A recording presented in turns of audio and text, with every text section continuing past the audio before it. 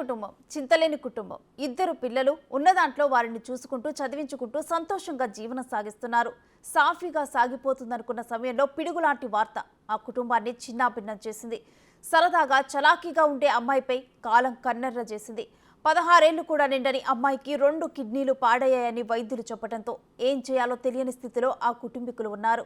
వైద్యం కోసం మరింత ఖర్చు చేసే ఆర్థిక స్తోమత లేక ఆపన్న హస్తం కోసం ఆశగా ఎదురు చూస్తున్నారు.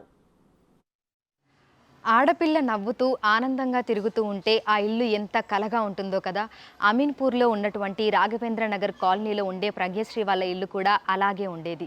కానీ గతేడాది అనుకోని మహమ్మారి ఆ అమ్మాయి జీవితాన్ని అస్తవ్యస్తం చేసింది. నిండా 15 ఏళ్లు కూడా లేవు.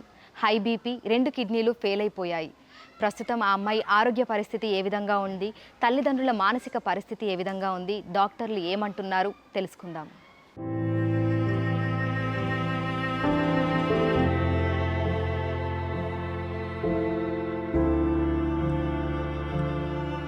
అమీన్పూర్లోని రాఘవేంద్ర కాలనీలో నివాసముంటున్న సత్యనారాయణ, పుష్పలత దంపతుల కుమార్తె ప్రజ్ఞశ్రీ. బతుకు తెరువు కోసం భాగ్యనగరం వచ్చిన సత్యనారాయణ ఓ ప్రైవేటు కంపెనీలో ఉద్యోగం చేస్తున్నాడు. అతని భార్య గృహిణిగా ఇంట్లోనే ఉంటుంది. పిల్లలే వీరి ప్రపంచంగా సాగుతున్న సమయంలో ప్రజ్ఞశ్రీ 10th క్లాస్ పాస్ అయింది. వీరి మరో సంతానమైన కొడుకు 9వ తరగతి చదువుతున్నాడు. గతేడాది ఆగస్టు వరకు వీరి ఇల్లు ఎంతో సంతోషంతో కళకళలాడుతూ ఉండేది. చిన్నగా మొదలైన అనారోగ్య సమస్య ప్రజ్ఞశ్రీ జీవితాన్నే ఆగం చేసిందే. కాళ్లవాపుతో మొదలైన సమస్య కిడ్నీ పాడయ్యేందుకు దారితీసిందే.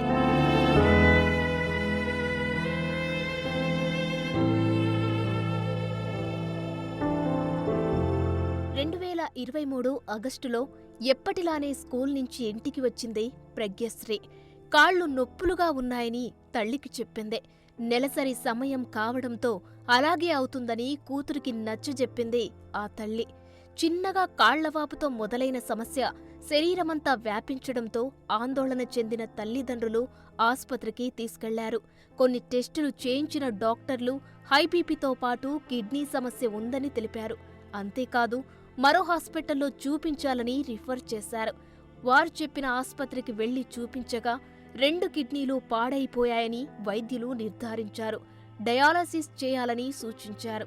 అలా గతేడాది నుంచి ఇప్పటి వరకు డయాలసిస్ మీదనే ట్రీట్మెంట్ తీసుకుంటుంది ప్రజ్ఞశ్రీ.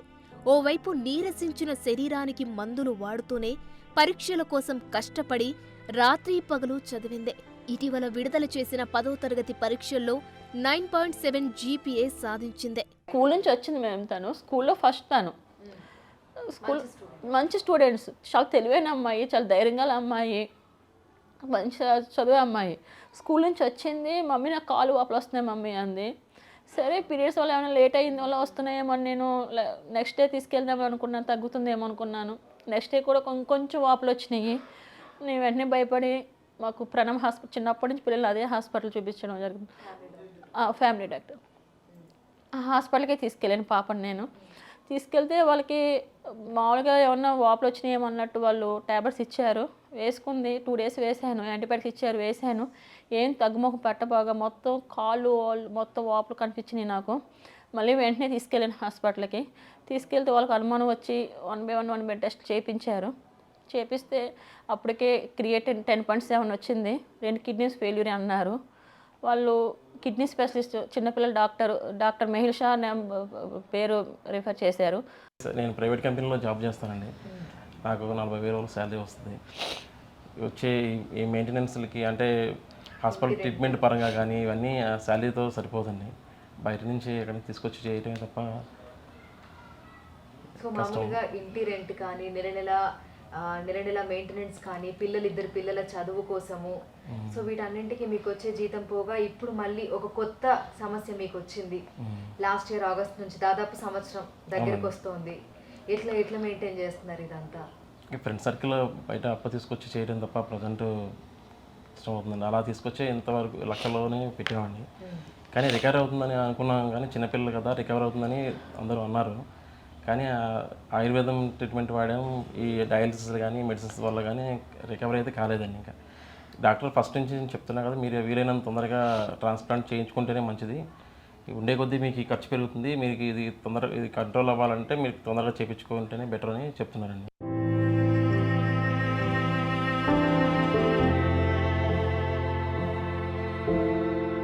ప్రజ్ఞశ్రీని రోజు తప్పించి రోజు హాస్పిటల్కి తీసుకెళ్లడం, టెస్టులు చేయించి ట్రీట్మెంట్ అందించడం గతేడాదిగా ఇదే ఆ కుటుంబం చేస్తోంది.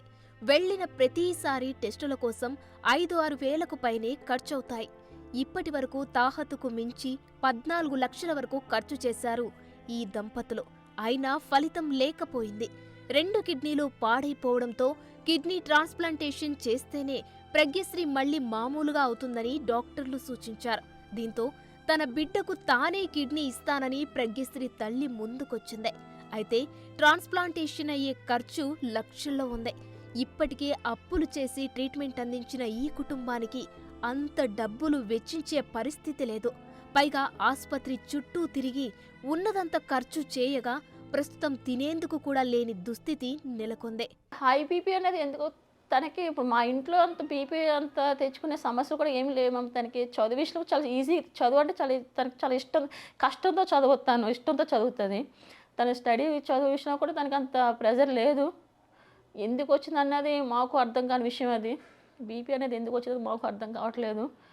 అయితే హాస్పిటల్ తీసుకెళ్ళిన తర్వాత, లిస్టర్ హాస్పిటల్ తీసుకెళ్ళిన తర్వాత మహిళ సారు తనకి టెస్టులు చేస్తే దాంట్లో కూడా సేమ్ రిజల్ట్ వచ్చింది. వెంటనే డయాలసిస్ చేయించాలన్నారు. అలా మేము లిటిల్ స్టార్ హాస్పిటల్లో 15 రోజులు ఉన్నాము. ఉన్న తర్వాత వాళ్ళు బయోప్సీ చేసి దాంట్లో మొత్తం అన్ని 70% డ్యామేజ్ అయిపోయిన కిడ్నీస్ అని అన్నారు. వీళ్ళని తొందరగా ఆపరేషన్ చేయించాలన్నారు. చిన్న పాప కదా అని చెప్పేసి కొంతమంది రిఫరెన్స్ అనేది కొంత తగ్గుతుంది, డయాలసిస్ చేపిస్తూ ఉంటే తగ్గుతుంది అన్నారు. అలానే డయాలసిస్ చేయించుకుంటూ వచ్చాను. తగ్గుముఖమే పట్టలేదు.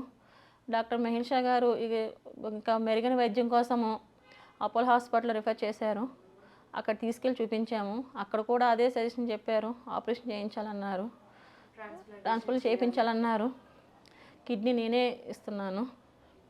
ఇప్పటి వరకు ఇంచుమించుగా 14 lakhs వరకు అయిందండి. అంటే ట్రీట్మెంట్ పరంగా కానీ, ఈ డయాలసిస్లకి కానీ,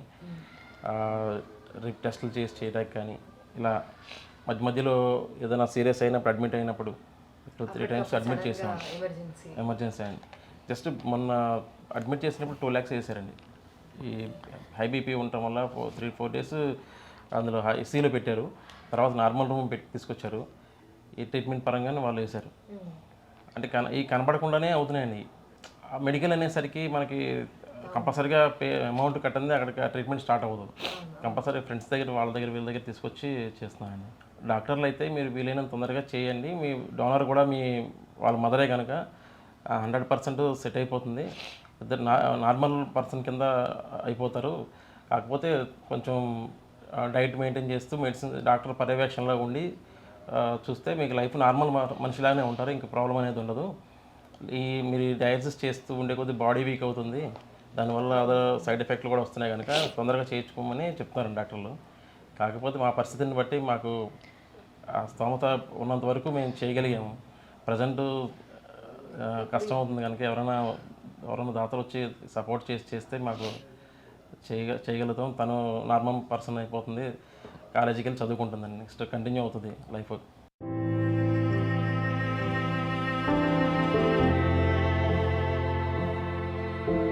ప్రజ్ఞశ్రీ తిరిగి కోలుకునేందుకు సుమారు 15 నుంచి 20 లక్షల వరకు ఖర్చవుతుందని, వీలైనంత త్వరగా ప్రొసీజర్ స్టార్ట్ చేయాలని డాక్టర్లు చెబుతున్నారు. దీంతో ఆ దంపతులు ఏం చేయాలో తెలియక బిడ్డ స్థితి చూసి కన్నీరు మున్నీరవుతున్నారు. చేయాల్సింది అంతా చేశామని, ఇకపై స్తోమత లేదని చెబుతున్నారు.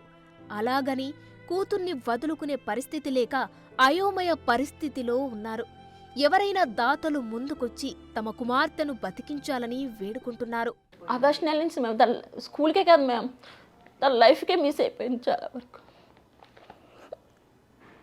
ఇంకా ఇంట్లో నుంచి బయటికి వెళ్ళలేని పరిస్థితి, బయటికి కనీసం ఫ్రెండ్స్తో దగ్గర కూడా వెళ్ళాక చాలా హ్యాపీగా ఉండే పిల్ల, ఎంజాయ్ చేసే అమ్మాయి. స్కూల్ నుంచి ఇంట్లోనే బయటకే అంకితం అయిపోయి రోజు తప్పి రోజు డైలీ చేయించాలి మేము.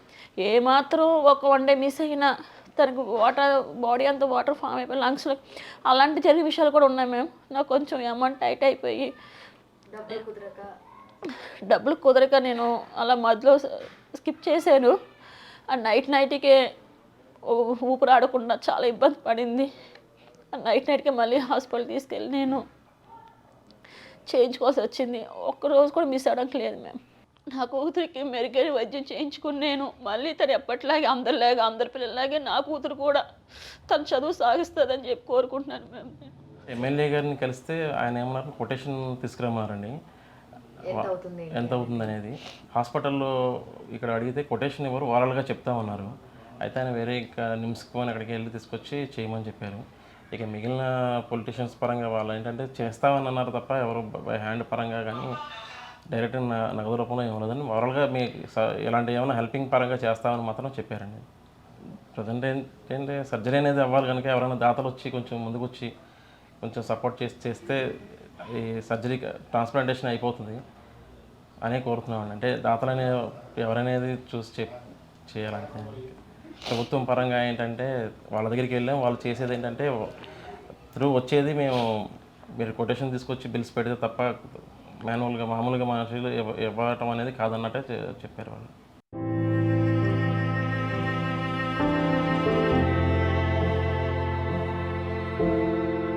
ఒక్కరోజు ట్రీట్మెంట్ ఆగినా లేదా మందులు వేయకపోయినా బీపీ ఒక్కసారిగా పెరిగి శరీరమంతా నీరు చేరిపోతుందని ప్రజ్ఞశ్రీ తల్లిదండ్రులు చెబుతున్నారు. చిన్నతనం నుంచి చలాకీగా ఉన్న కుమార్తెను ఇలాంటి పరిస్థితిలో చూసి ఆవేదన చెందుతున్నారు. ఇప్పటికే చాలా ఆలస్యం జరిగిందని, నెలలోపు కిడ్నీ మార్చుకపోతే ప్రాణాపాయం తప్పదని వైద్యులు చెబుతున్నారు. ఇప్పటికే చేస్తున్న పని మానేసి ఆస్పత్రి చుట్టూ తిప్పుతున్న ప్రజ్ఞశ్రీ తల్లిదండ్రులకు కంట కన్నీరు కూడా ఇంకిపోయేలా పరిస్థితులు మారాయి. ఎవరైనా దాతలు లేదా ప్రభుత్వం తమ కూతుర్ని ఆదుకోవాలని ఆ తల్లిదండ్రులు చేతులు జోడించి వేడుకుంటున్నారు. ఆర్థిక సహాయం చేయాలనుకునేవారు 7893528773 నెంబర్ను సంప్రదించాలని కోరుతున్నారు. ఒకప్పుడు ప్రజ్ఞశ్రీ నవ్వులతో కలకలలాడిన ఈ ఇల్లు ఇప్పుడు బోసిపోయింది. తల్లిదండ్రులను కదిలిస్తే కన్నీరు మున్నీరవుతున్నారు. ఎప్పుడు ఏ ఆపద ముంచుకొస్తుందో తెలియదు. ఇప్పటికే పాప ట్రీట్మెంట్ కోసం దాదాపు 14 లక్షల వరకు ఖర్చు చేశారు. తమ ఆర్థిక స్తోమతకు మించి అప్పులు చేసి మరీ ఖర్చు పెట్టారు. ప్రస్తుతం పాపకి కిడ్నీ ట్రాన్స్ప్లాంటేషన్ అవ్వడానికి ప్రొసీజర్ మొత్తం కంప్లీట్ అవ్వడానికి దాదాపు 15 నుంచి 20 లక్షల రూపాయలు ఖర్చవుతుందని డాక్టర్లు చెప్పారు. ఏం చేయాలో తెలియని దిక్కుతోచని పరిస్థితిలో ఉన్నారు. దాతలు ముందుకొచ్చి సహాయం చేస్తే తమ పాప మళ్ళీ ఒకప్పటిలా ఆరోగ్యంతో తమ ముందు తిరుగుతుందని, మంచిగా చదువుతుందని ఆశిస్తున్నారు. దాతలు ముందుకు రావాలని కోరుతున్నారు. విడుదల సతీష్తో Anjuma, big TV, Hyderabad. For more videos like this, subscribe Big TV channel.